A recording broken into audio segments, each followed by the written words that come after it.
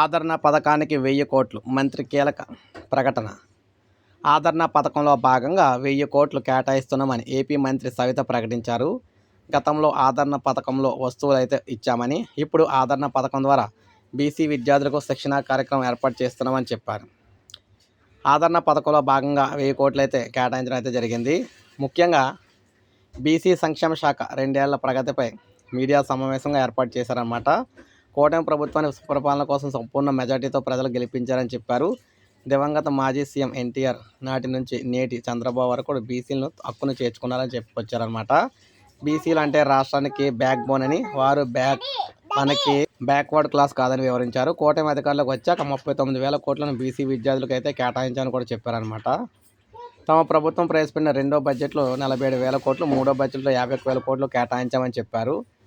అయితే ముఖ్యంగా చూసుకుంటే ఇప్పుడు ఈ ఏడాది 10వ తరగతిలో 96% పైగా, ఇంటర్ ఫలితాల్లో కూడా ముందు వరుసలో బీసీ గురుకులాలు ఉన్నాయని చెప్పుకొచ్చారనమాట. బీసీ గురుకులాల్లో మౌలిక వసతులు కల్పించడం కూడా చేస్తున్నామని చెప్పారు. అయితే మొత్తంగా చూసుకున్నట్లయితే 1000 కోట్లు ఆదరణ పథకం ద్వారా ఈసారి వస్తువులు అయితే ఇవ్వకుండా, వస్తువుల స్థానంలో ఆ కుటుంబాలకు సంబంధించిన పిల్లలు ఎవరైతే ఉంటారో, బీసీలకు సంబంధించిన పిల్లలు, వారికి ఎటువంటి నైపుణ్య శిక్షణ కావాలో దానికి సంబంధించి కొన్ని నైపుణ్య శిక్షణలు అయితే కేటాయిస్తామని, వాటికి సంబంధించి ఉచితంగా ప్రభుత్వం డబ్బులు కేటాయిస్తే వారు ఉచితంగా అయితే ఆ శిక్షణ అయితే పొందొచ్చు అని చెప్పేసి చెప్తున్నారు. ఏదేమైనా బయటికి వెళ్ళి ఆ శిక్షణ కోచింగ్ తీసుకోవాలంటే బయట డబ్బులు అవుతాయి, దాన్ని ప్రభుత్వం ఫ్రీగా ఇస్తుందని చెప్పేసి చెప్తున్నారు అన్నమాట. సో ఇది మనకు అప్డేట్. ఒక లైక్ చేయండి, సబ్స్క్రైబ్ చేసుకోండి, మన ఛానల్ సబ్స్క్రైబ్ చేసుకోండి.